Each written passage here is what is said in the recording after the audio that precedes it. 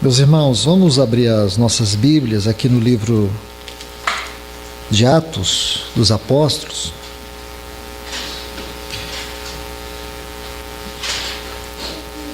Vamos ler a partir do versículo 41 até o 47. Atos dos Apóstolos, capítulo 2, versículos 41 a 47. Assim que receberam bem a sua palavra, foram batizados e naquele dia agregaram quase 3.000 pessoas.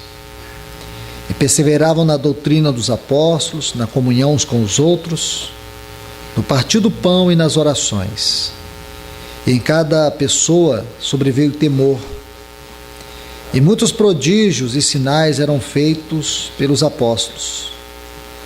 Todos os que criam estavam juntos e tinham em comum todas as coisas. Vendiam suas propriedades e seus bens e os repartiam com todos, segundo a necessidade de cada um. E perseverando unânimes todos os dias no templo, e partindo o pão pelas casas, comiam juntos com alegria e singeleza de coração, louvando a Deus e tendo a simpatia de todo o povo. E todos os dias acrescentava à igreja aqueles que iam sendo salvos. Vamos orar.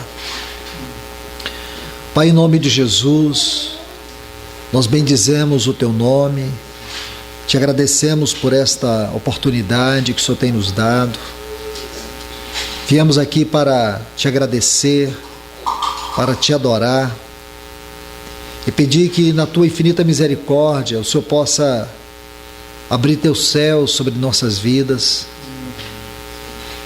Senhor, nós compreendemos a maneira do Senhor, nós compreendemos que os caminhos do Senhor são experiências elevadas, experiências às quais o Senhor nos concede o privilégio de tocarmos na Tua mente, naquilo que é a Tua vontade, os Teus anelos. Por isso nós Te pedimos, Senhor, nos permite mais uma vez adentrar essas esferas mais elevadas da revelação da Tua palavra e do Teu propósito. Nós Te clamamos em nome de Jesus. Vem nos abençoar nessa noite com a Tua palavra. Em nome de Jesus. Amém.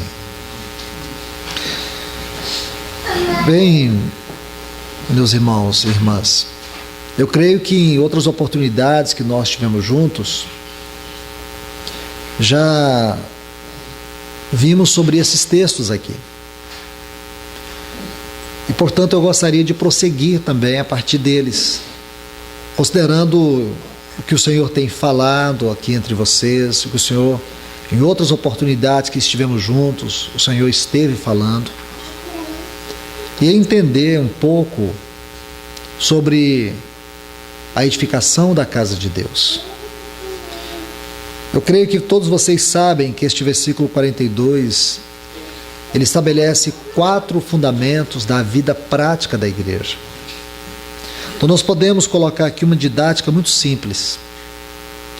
O versículo 42 é o aspecto que nós chamamos de doutrina.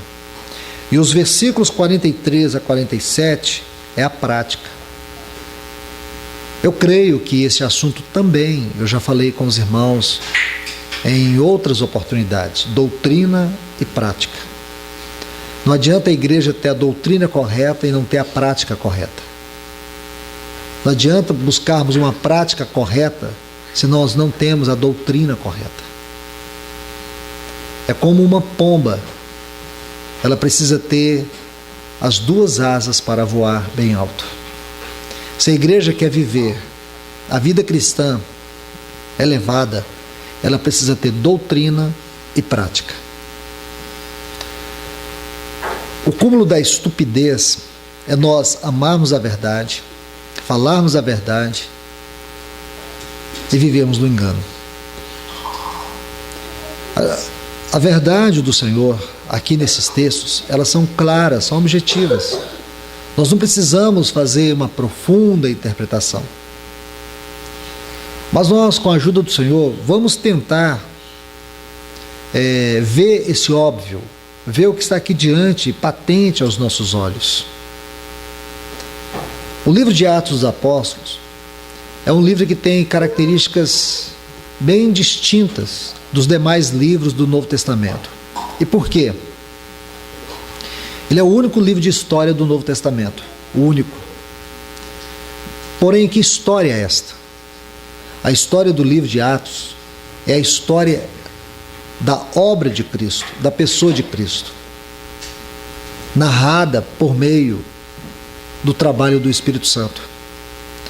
Podemos dizer assim, o livro de Atos dos Apóstolos é a continuidade da obra de Cristo. Poderíamos ainda acrescentar, se toda a obra de Cristo constitui o aspecto objetivo, o livro de Atos constitui o aspecto subjetivo da obra de Cristo. Estes versículos 43 a 47 é um resumo, como aqueles irmãos viveram, aqueles chamados 100 anos da história da igreja, os 100 primeiros anos da história da igreja. Como foi possível, irmãos? O versículo 43 vai nos mostrar. Veja, apenas um detalhe, o versículo 42, aliás. Veja apenas um detalhe nesse versículo 41, quando diz assim: assim que receberam bem a sua palavra. Essa palavra, essa expressão, receberam, no versículo 41, a tradução significa reconhecer com toda gratidão. Eles reconheceram com toda gratidão a palavra de Deus. Aqui tem um ponto que temos que considerar antes de avançarmos. Reconhecer com profunda gratidão a palavra de Deus. Se estudarmos o livro de Atos,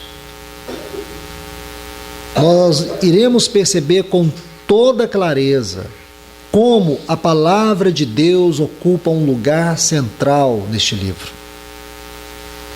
Não é uma palavra no sentido de conhecimento, porém de vida. O que tem matado a fé de muitas pessoas é o fato delas gostarem da palavra de Deus e buscarem na palavra de Deus conhecimento. Gostar da palavra de Deus e buscar a palavra de Deus conhecimento não é o que o Senhor espera de nós. O que o Senhor espera de nós é que a sua palavra tenha um lugar central, um lugar governante. Que a palavra de Deus tenha um lugar onde ela vem transformando o nosso caráter, onde ela vai cortando tudo aquilo que não nos leva a Cristo, onde ela vai nos convencendo dos nossos maus caminhos, onde ela se torna uma luz, impedindo que nós venhamos incorrer num caminho de trevas. O fato de não darmos à palavra de Deus o lugar central na nossa vida é a grande diferença entre ser cristão e religioso, em andar na luz e andar nas trevas. Veja o versículo 42, quando diz assim: e perseveravam na doutrina dos apóstolos. Eu não preciso acrescentar muita coisa aqui. Acredito que todos vocês sabem que essa frase, doutrina dos apóstolos, é uma clara referência ao ministério da palavra, porque os apóstolos não tinham uma doutrina neles mesmos. Os apóstolos não foram autores de doutrinas. Eles simplesmente deram continuidade às doutrinas de Cristo. Eles pregaram os ensinos de Cristo, eles pregaram a pessoa de Cristo, eles pregaram a obra de Cristo. Ensino, pessoa e obra de Cristo constituíram os fundamentos do Evangelho do livro de Atos dos Apóstolos. Então, aqui eu gostaria de chamar a atenção de todos vocês para a palavra perseveravam. Esta expressão aqui, ela ocorre apenas 6 vezes no livro de Atos.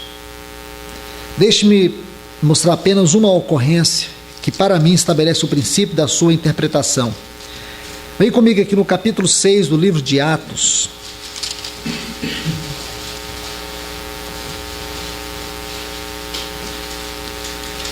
Está assim: e nós nos dedicaremos assiduamente à oração e ao ministério da palavra.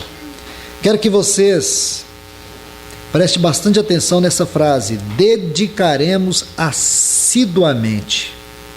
Essa frase, dedicaremos assiduamente, se você é um estudioso, atenta para os vocábulos, atenta para o texto original, você vai ver que no texto original nós não temos esta frase, nós temos uma palavra que é a mesma palavra que está aqui, perseveravam. Porém, a tradução está aqui, o Espírito Santo nos dá. Quando os tradutores da Bíblia, especialmente quando fizeram essas traduções até chegar a esta versão, estou usando a Reina Valera, aí eles tiveram cuidado de traduzir aqui a palavra, dedicar assiduamente. Então eles dedicavam assiduamente a doutrina, aquilo que está no versículo acima, receberam bem, receberam com gratidão, reconheceram com gratidão a palavra. Uma das maiores carências que a igreja tem hoje é do ministério da palavra. Uma das maiores carências que a igreja tem é de profetas e mestres. E isto deve chamar a nossa atenção. Toda comunidade local, para que haja verdadeiramente um testemunho dos céus, um testemunho bíblico, um testemunho espiritual, ela precisa viver de acordo com o padrão da igreja de Atos. E aqui está um padrão. Na igreja de Atos havia profetas e mestres. Profetas e mestres são os ministérios de Cristo para o exercício da sua palavra. Quando você lê Atos 13, havia na igreja de Antioquia profetas e mestres. Aí nós vamos ver a citação de 5 homens ali. Havia. Na igreja de Antioquia havia profetas e mestres. E essa igreja, ela se tornou uma dádiva para o mundo. A igreja não pode ser um fim nela mesma. Os irmãos não podem ficar presos a 4 paredes. Nós temos que crer que se o Espírito Santo está fazendo realmente a sua obra em nós, essa obra tem que aprofundar em nós e ela tem que fluir de nós. Porque senão a igreja atrofia. Nós vamos gastando anos em torno de nós mesmos. Veja, vou dar outro exemplo. No livro de Atos, Atos 1, versículo 8. Por favor.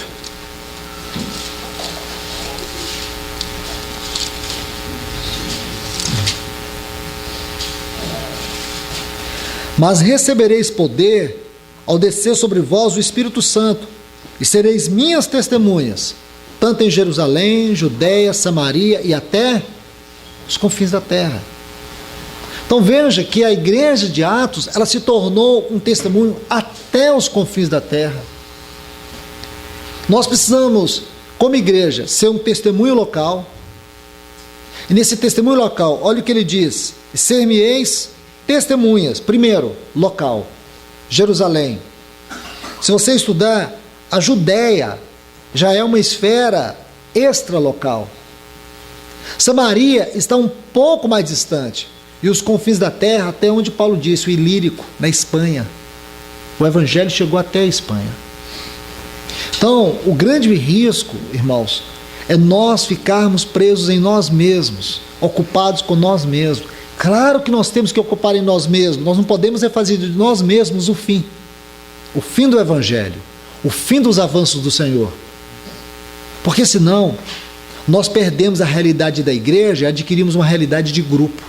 A igreja não é grupo social. A igreja não é um grupo de piedosos. A igreja não é um grupo de pessoas famintas pela palavra. A igreja é o testemunho dos céus na terra. É a realidade da obra de Cristo. é a realidade daquilo que ele pregou, é a realidade daquilo que ele viveu. Se a igreja não percebe isto, ela não é um prolongamento da obra de Cristo, ela é simplesmente o fruto de uma mente bem intencionada ou mal intencionada. Irmãos, temos que ir mais além, todos nós.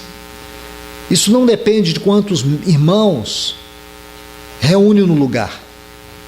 Jesus colocou um limite mínimo, onde estiver 2 ou 3. 2 ou 3, reunidos em meu nome. E o que ele diz antes? Mateus 18, 18.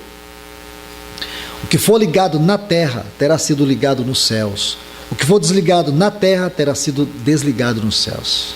Se 2 dentre vós concordarem acerca de qualquer coisa, isso tem que ser de acordo com a vontade dele. Assim será feito. Onde estiver 2 ou 3 reunidos em meu nome, ali eu estarei no meio deles. Então o testemunho do Senhor é um testemunho que depende de 2 ou 3 que possa ligar os céus na terra, porque esta é uma explicação do que é igreja. Igreja não pode ser definida por causa de ajuntamento. Não é o ajuntamento, não é estrutura física que define o que é igreja. O que define a igreja é um testemunho espiritual, celestial na terra. O assunto igreja, o assunto templo, o assunto casa de Deus é um dos assuntos centrais da Bíblia Sagrada, é um dos. E talvez seja aquele que Satanás mais batalha para impedir o seu progresso e sua realidade. E nós não temos o direito de sermos ignorantes quanto a este assunto. Aqui tem um livro todo, irmãos, o livro de Atos. Esse livro ele foi todo escrito para nos mostrar o que é a realidade da igreja, como a progressão da vida e do ministério de Cristo. Eles perseveravam na doutrina dos apóstolos. Eles receberam a palavra de Deus com uma profunda alegria, com uma profunda gratidão. A palavra de Deus ocupava um lugar central. Novamente, por favor, olhemos essa definição aqui no capítulo 6, versículo 4. Dedicaremos assiduamente. Eles dedicavam assiduamente a doutrina dos apóstolos. O que era a doutrina dos apóstolos? Era o evangelho de Cristo. Era o falar do Senhor. Permita-me citar um exemplo que está aqui em Lucas, capítulo 10. Um acontecimento que ocorreu lá em Betânia. Lucas capítulo 10, a partir do versículo 38. Observe cada detalhe, mas cada detalhe desta porção. Você sabe que o nosso Senhor, ele esteve 7 vezes em Betânia, segundo alguns estudiosos. Betânia, espiritualmente falando, nos mostra o testemunho adequado da igreja como o lugar onde o Senhor é acolhido, onde a sua palavra é amada, onde existem mãos que têm prazer de lhe servir. Isso é prefigurado na vida de Marta, na vida de Lázaro e na vida de Maria. Agora, veja, versículo 38 está assim: aconteceu que indo eles de caminho, observa a palavra, indo eles de caminho, entrou ele numa aldeia. E uma mulher chamada Marta o recebeu em sua casa. Observe, por favor, que Marta o recebeu. A hospitalidade naquele tempo era uma cultura muito forte, especialmente entre os judeus. Os judeus conservavam a questão da hospitalidade como um ato sagrado. De forma que quando alguém era recebido na casa de uma pessoa, tudo era feito com antecedência e da melhor maneira possível. Os pés da pessoa tinham que ser lavados por um escravo, ou mesmo, se não tivesse um escravo ou sua família pobre, o próprio dono da casa lavava os pés da pessoa.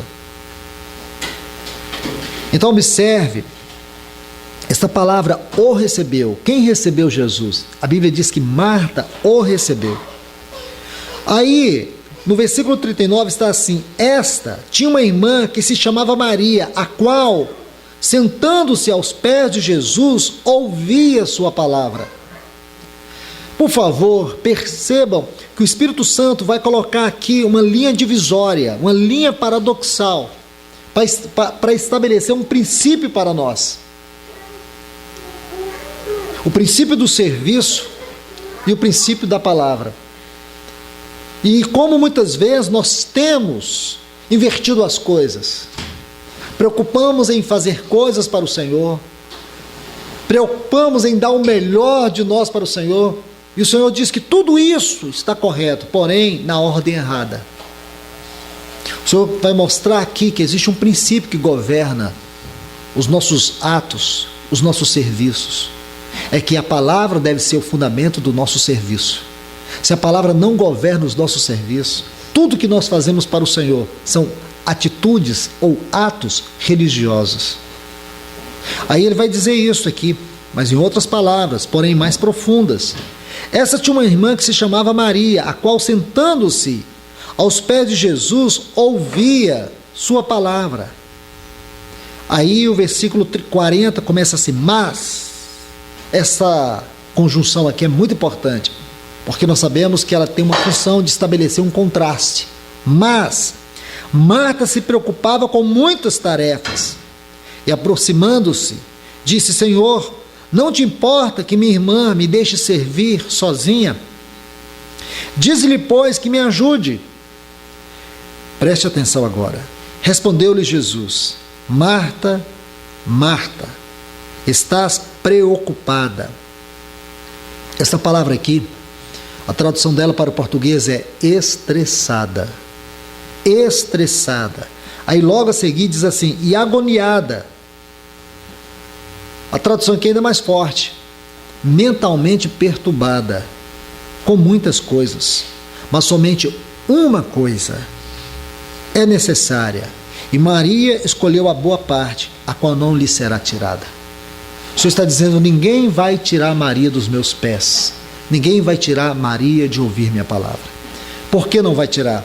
O Senhor está dizendo para nós que ouvir a sua palavra, amar a sua palavra, acolher a sua palavra é muito mais importante do que fazer coisas para Ele.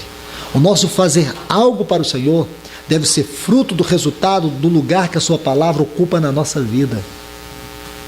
Porque é muito fácil, irmãos, é muito fácil nós encher a nossa vida espiritual de atividades, de coisas, de serviços, enquanto a palavra não ocupa o lugar central. Por essa razão, nós vivemos a geração mais ignorante, biblicamente falando. Uma geração, espiritualmente falando, analfabeta. Não sabe a diferença do 0 para um O no aspecto espiritual.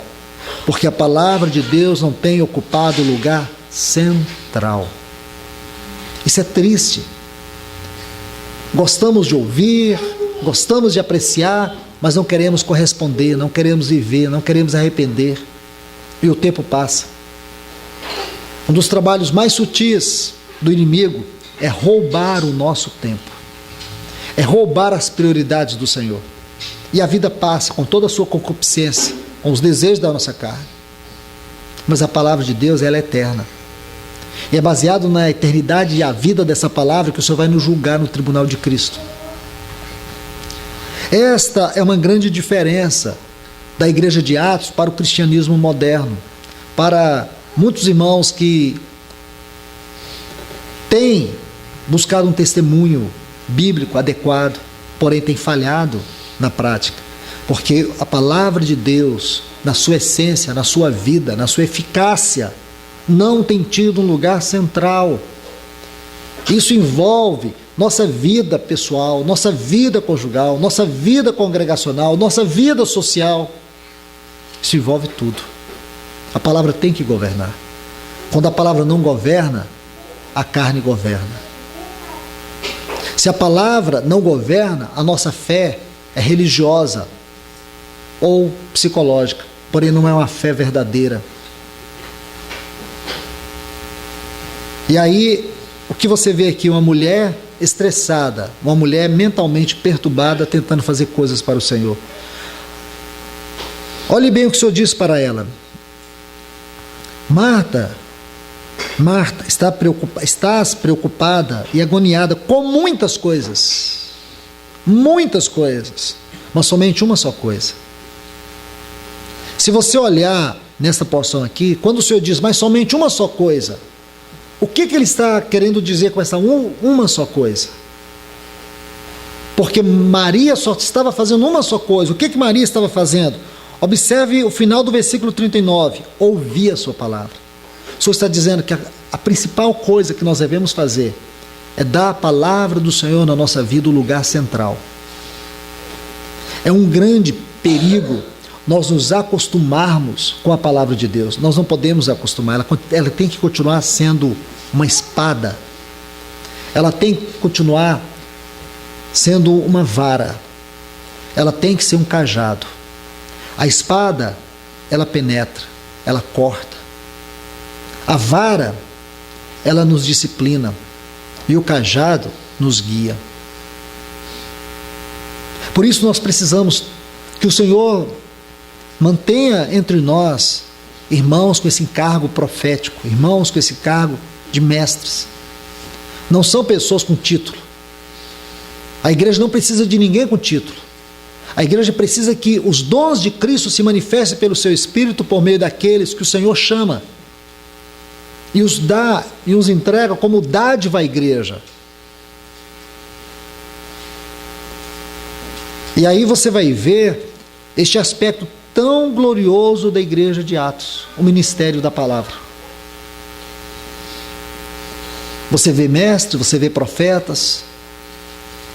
Quando você olha aqui, podemos voltar para o livro de Atos, por favor, para o capítulo 2. Você vê um homem como Pedro. Talvez se fôssemos fazer uma avaliação de uma pessoa para ministrar a palavra entre nós, dentre os 12 apóstolos de Cristo Jesus, Pedro não seria aprovado. Pedro não teria como ser aprovado. Até porque ele recentemente, não tinha passado 2 meses, ele tinha negado o Senhor. Ele tinha até decidido, lá em Lucas 5:10, o Senhor disse assim: você não vai ser mais um pescador de peixes, você vai ser um pescador de almas. Mas lá em João capítulo 21, versículo 3, ele disse assim: vou pescar. Ele recusou o chamado do Senhor, porque ele havia negado o Senhor. Mas o Senhor foi até Pedro. Então Pedro está ali com os irmãos, em Jerusalém. O Espírito Santo desceu sobre a vida de Pedro, daqueles quase 120. E aquela multidão estava ali, zombando. E Pedro se levanta com os 11. E aqui incluindo Matias, e não Judas. Então Pedro se levanta e começa a pregar sobre Cristo. A mensagem dele tem 7 pontos importantes.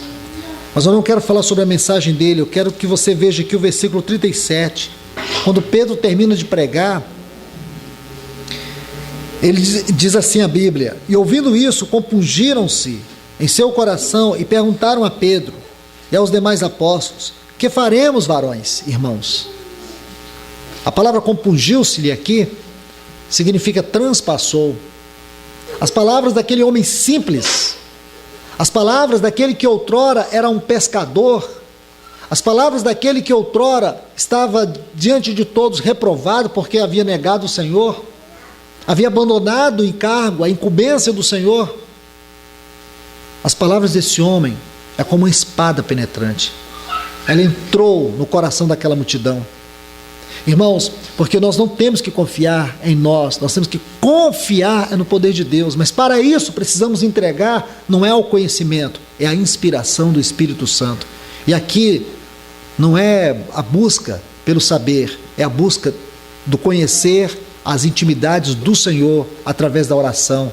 A inspiração não vem pelo nosso conhecimento, a inspiração vem através da nossa intimidade em oração com o Senhor. O que o Senhor busca são homens que o conheçam por meio da oração.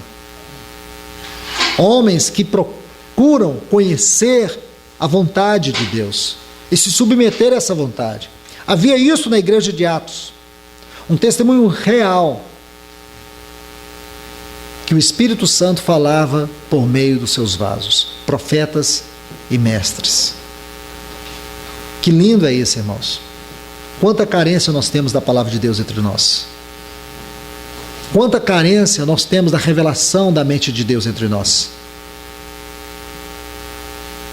E volto àquele versículo 8 do capítulo 1 de Atos. Eles eram testemunho entre eles. Eles eram testemunho na cidade. Eles eram testemunho na região. Eles eram testemunho até os confins da terra. A igreja precisa ser uma bênção, precisa ser o vaso de bênção do Senhor. Então nós temos que pedir ao Senhor que Ele nos encha da sua presença. E consequentemente, se o Senhor nos encher da sua presença, é inevitável que a verdade, a vida, a eficácia, o poder da sua palavra não se manifeste entre nós. Nós temos que buscar esse testemunho adequado. Ainda aqui no capítulo 2, diz que eles perseveravam na doutrina dos apóstolos. Vamos a esta palavra doutrina. Também é muito importante. Doutrina ocorre 6 vezes no livro de Atos dos Apóstolos. Vamos buscar apenas uma referência aqui no capítulo 18 de Atos, para traduzirmos melhor o sentido de doutrina. Se você busca esta palavra, didascalia, no texto original grego, você não vai tocar a essência daquilo que está aqui. Então vamos perceber, através de uma interpretação que o próprio Espírito Santo nos dá neste livro. Atos 18, 25. Está assim: ele era instruído no caminho do Senhor, e sendo de espírito fervoroso, falava, agora observe, ensinava diligentemente as coisas do Senhor, apesar de conhecer somente o batismo de João. Nós não vamos interpretar o texto, nós vamos buscar neste texto uma frase para interpretar o sentido de doutrina. Perseveravam na doutrina dos apóstolos. O que significa essa palavra doutrina? Aqui, nessa frase, ensinava diligentemente. É a mesma palavra no texto original. Então, eles, de maneira assídua, ensinava diligentemente a doutrina dos apóstolos, ou perseveravam diligentemente neste ensino dos apóstolos. Que lindo é esse, irmãos. Nós temos que ver o coração de Maria para percebermos o que o Espírito Santo busca entre nós. Nós temos que ter esse coração. O Senhor está reprovando Marta. O serviço, se não é governado pela palavra, é uma palha, é feno, é madeira. Todo o nosso serviço tem que ser governado pela palavra. Deixe-me colocar um texto, e a seguir nós vamos ver um outro exemplo, e nós vamos terminar. Evangelho de João, capítulo 14, e o versículo 23. Nosso Senhor diz assim: se alguém me ama, guardará a minha palavra, e o Pai o amará, e viremos para ele, faremos nele morada. Quero que vocês observem especialmente a primeira parte desse texto. Se alguém me ama, guardará a minha palavra. Veja que o Senhor associa o amor a Ele à prática da palavra. Então não adianta eu dizer eu amo a Deus, porque amar só falando, qualquer um pode. O Senhor está mostrando para nós que a realidade do nosso verdadeiro amor a Ele está na maneira como nós tratamos a sua palavra. E Ele não está dizendo, em nenhum lugar nós vamos encontrar propriedade para isso, que a maneira correta de tratar a palavra de Deus é buscando conhecimento ou ficando apenas ouvindo. porque nós podemos passar o dia todo ouvindo a palavra, é o quanto nós buscamos sua realidade em nós, é o quanto nós permitimos que ela trabalhe em nós, é o quanto nós apreciamos a sua vida, é o quanto nós buscamos entendê-la, não no sentido de ter conhecimento de Deus, mas ter intimidade com Deus. O objetivo da palavra é nos dar intimidade com Deus, não apenas conhecimento de Deus. Aí ele diz: se alguém me ama, guardará a minha palavra, e meu Pai o amará, e viremos para ele, faremos nele morada. Agora vamos à ilustração. Apocalipse capítulo 2, a mensagem à igreja de Éfeso, que também já tenho compartilhado com os irmãos aqui. Nessa carta à igreja de Éfeso, o Senhor vai primeiro mostrar tantas virtudes boas que esta igreja tem. O Senhor vai mostrar que essa igreja era perseverante. O Senhor vai mostrar que essa igreja, ela reprovava aqueles que se diziam apóstolos e não eram. O Senhor vai aprovar nessa igreja, não reprovar, o Senhor vai aprovar nessa igreja suas obras, o Senhor vai aprovar nessa igreja ou exaltar a virtude que eles tinham em relação ao trabalho, à obra, à perseverança, ao labor. Aí o Senhor diz assim: porém, tenho contra ti, deixaste o teu primeiro amor. Essa palavra primeiro, ela pode ser muito mal compreendida. Algumas pessoas acham que tem o primeiro amor, o segundo amor, o terceiro amor, o quarto amor. Nada disso. A palavra primeiro aí vem de um texto, vem de um vocábulo grego que significa próten, o melhor. Uma ilustração para isso está em Lucas 15, quando o pai do filho pródigo diz assim para o seu servo: traga a melhor roupa, a melhor, o melhor do teu amor. O que quer dizer o melhor do nosso amor? O que quer dizer, irmãos, é que o melhor do nosso amor tem que ser para o Senhor, tem que ser para Ele em primeiro lugar. Nós nunca vamos conseguir crescer no amor se ele não for primeiramente fundamentado no Senhor, se ele não for em primeiro lugar para o Senhor.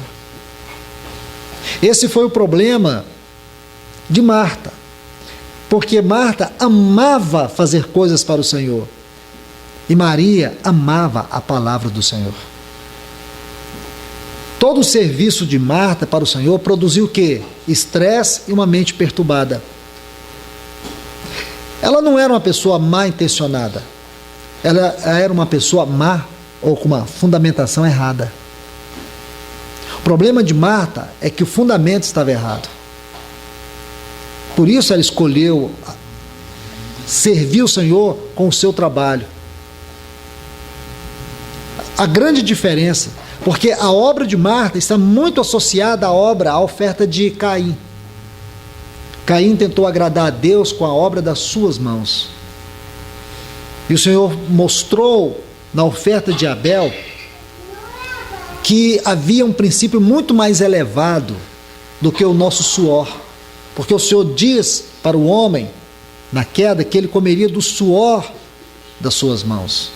Não há nada que nós possamos fazer de nós mesmos para agradar o Senhor. Nós só conseguimos agradar o Senhor se nós reconhecermos a primazia, a centralidade da obra do Senhor. Então tudo que nós fizermos tem que ser para a glória de Cristo. Aí nós vamos conseguir tocar o coração de Deus. Isto é, Cristo é o caminho, é o meio de nós conseguirmos agradar o Pai. Nós só agradamos o Pai em seu Filho, não agradamos a Deus porque fazemos boas coisas. Porque em nós, até na nossa boa vontade, existe uma ponta de algo maligno. Nas nossas boas ações, esconde muitas vezes uma intenção perversa e perigosa. Só um homem conseguiu agradar a Deus, seu Filho. E a única forma de nós agradarmos a Deus é deixar que o Espírito Santo trabalhe Cristo na nossa vida. Quando houver menos de nós e mais de Cristo, aí sim nós vamos agradar a Deus. Não há nada a parte do seu Filho que agrade a Deus, agrade o Pai. Por isso Paulo diz: para mim o viver é Cristo. Em Gálatas 2:20, ele diz isso em Filipenses 1. Se você ler os versículos 20 e 21. Em Gálatas 2:20 ele diz: não sou eu quem vive, Cristo vive em mim. Então, se você estuda a vida de Paulo, você vai descobrir que Paulo, a vida dele tem que ser dividida em 3 fases. Cada fase de 11 anos. Primeiro período, 11 anos. Desde a sua conversão no caminho de Damasco. Então você vai ver aquele período que ele viveu no anonimato. Quase todo esse período Paulo viveu no anonimato. Então você vai estudar a vida de Paulo aí de Damasco até Antioquia. Ele viveu no anonimato, escondido, conhecendo o Senhor, aprendendo do Senhor. Depois você vai ver o segundo período da vida dele. Então ele começa a partir da primeira viagem missionária. 11 anos. Nesse tempo Paulo percorreu toda a região da Galácia, até chegar em Éfeso. Aí você vai depois perceber que a última fase da vida dele também foram 11 anos. 33 anos de ministério Paulo teve, dividido por 3 períodos de 3 anos. O último período é aquele tempo que ele passou em Éfeso, Corinto, e depois tudo é prisões. Prisões, prisões e prisões. Então nós vemos aqui 3 fases. Primeiro, ele aprendeu de Cristo. Segundo, ele aprendeu como servir a Cristo. E terceiro, ele conheceu o caminho da cruz de Cristo. Está vendo? Vida ou conhecimento, serviço e cruz. Nossa vida se resume a isso, irmãos. A gente pensa que no final da nossa vida a gente está mais cheio. Não, quanto mais perto nós estivermos do Senhor, quanto mais nós chegarmos perto do Senhor, mais quebrantados nós estaremos. É como o trigo. O trigo, quando ele está perto de ser colhido, ele curva e suas raízes soltam. Nós não ficamos mais inchados, nós ficamos mais quebrantados. Por isso que ele, terminando a história dele, nesses 3 períodos, você vai ver que a primeira parte desse período nós podemos identificar quando ele diz assim que ele se sentia menor entre os apóstolos, quando ele falou aos irmãos em Coríntios. Aos Efésios, já é o segundo ponto, ele se sentia o menor dos santos. E a última parte, que está em Timóteo, ele se sentia como o principal dos pecadores, na primeira carta. Então você vê, quanto mais maduro Paulo foi, avançando na vida espiritual, mais quebrantado. Menos havia dele nele mesmo. E é isso que nós temos que entender. Mas como tudo isso pode começar? Pelo trabalho da palavra. Voltando aqui para a carta à igreja de Éfeso, nós vemos este ponto tão fundamental. Uma igreja que tinha obras, como Marta, tinha serviço, mas não tinha amor. Como esta linha é sutil e perigosa, porque nós podemos substituir um fundamento tão essencial para a nossa vida cristã por ativismos, por coisas. Como nós podemos nos esconder por detrás da nossa religiosidade, das nossas atividades? O Senhor busca em nós, é o lugar que a sua palavra ocupa. O Senhor busca encontrar em nós aquele que do seu Filho está sendo edificado. Se nós amamos o Senhor, este amor, ele é evidenciado pelo lugar que a sua palavra ocupa e pelo trabalho que ela realiza na nossa vida. Se a palavra de Deus não ocupa o lugar central e se ela não está realizando a sua obra em nós, todo o nosso amor é vão. Todo o nosso amor é religioso. Nós não temos profundidade espiritual. Então, que Deus nos abençoe e nos ajude a perceber aqui nesta palavra o quanto nós precisamos voltar o nosso coração para o livro de Atos dos Apóstolos. Deixar que por meio deste livro o Espírito Santo possa perscrutar o nosso coração. Como nós precisamos permitir que o Espírito Santo, por meio deste livro, venha mostrar tudo aquilo que está sendo edificado em nós, que não glorifica a Cristo, tudo aquilo que existe em nós e que não vai nos levar a Cristo. No final, tudo vai ser madeira, palha e feno. Então, meus irmãos, necessitamos ir aos pés do Senhor e perguntar ao Senhor se o que está sendo realizado em nós é verdadeiramente uma obra espiritual. Que o Senhor nos ajude. Só Ele pode nos mostrar. Só Ele pode nos advertir.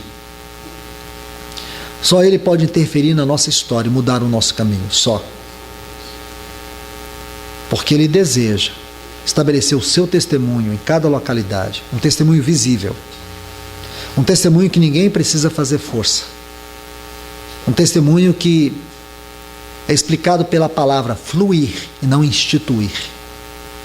Porque muitas vezes não temos experimentado o fluir do Espírito, aí passamos a instituir, a criar. Usar subterfúgios, ferramentas, meios de reuniões, seja o que for. E tudo isso é simplesmente uma perigosa distração que só está retardando o verdadeiro mover do Espírito entre nós. Às vezes é necessário parar com tudo e ir aos pés do Senhor e dizer: Senhor, estamos aqui, queremos experimentar o Teu fluir. E tudo aquilo onde nós colocamos as nossas mãos, tira as nossas mãos, coloque as Tuas. Para que nós não sejamos, irmãos, repreendido, disciplinado, como o Senhor fez com Uzias. Aquele rei que um dia tentou exercer o papel do sacerdote. Ele era rei, não sacerdote. E a Bíblia diz que a lepra lhe saiu na testa. Isaías lamenta isso no capítulo 6. Do ano da morte do rei Uzias, eu vi o Senhor. Então, amados, como nós precisamos da graça do Senhor, da ajuda do Senhor, sobre todas as coisas, sobre cada serviço, sobre cada detalhe, porque Deus é um Deus detalhista, Ele é um Deus cuidadoso, minucioso. Se o Senhor permitir, nós vamos avançar vendo algumas questões sobre o tabernáculo, essa maneira minuciosa do Senhor trabalhar na edificação da sua casa, demonstrada no tabernáculo. É exatamente, mesmo que olhemos de maneira tipológica, mas é exatamente a realidade do seu trabalho em nós. E quando você consegue configurar a realidade da igreja no livro de Atos, você vê esse grande tabernáculo de Deus. Porque Atos dos Apóstolos, em primeiro lugar, ocupa este ponto vital para a nossa caminhada, o modelo adequado da igreja. Mas também é possível ver aqui algumas fissuras que mais na frente nós podemos ver como o caminho por onde a igreja foi fracassando na sua realidade espiritual e no seu testemunho na terra. É claro, precisamos da ajuda do Espírito Santo, porque até onde termina o livro de Atos dos Apóstolos, nós não vamos conseguir detectar isso, porque ali você vê uma igreja madura, uma igreja que avançou, mas é possível ver sim, irmãos. É possível ver. Depois de 100 anos, havia muitas controversias. E lá no livro de Atos, como por exemplo, Atos 20, depois do versículo 28, Paulo dizendo para os presbíteros de Éfeso: eu receio que depois da minha partida, lobos vorazes adentrem o rebanho.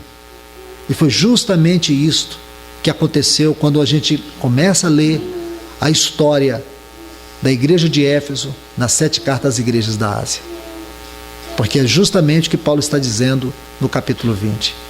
Então, meus irmãos, que o Senhor nos ajude, que o Senhor nos permita ver em cada oportunidade suas advertências, seu chamado solene, seu grito de amor, para que nós nos voltemos para Ele, como uma igreja que anela verdadeiramente o seu trabalho, o lugar da sua palavra, para que sejamos uma noiva adornada, aguardando aquele grande e maravilhoso dia quando o nosso Senhor virá na glória nos buscar.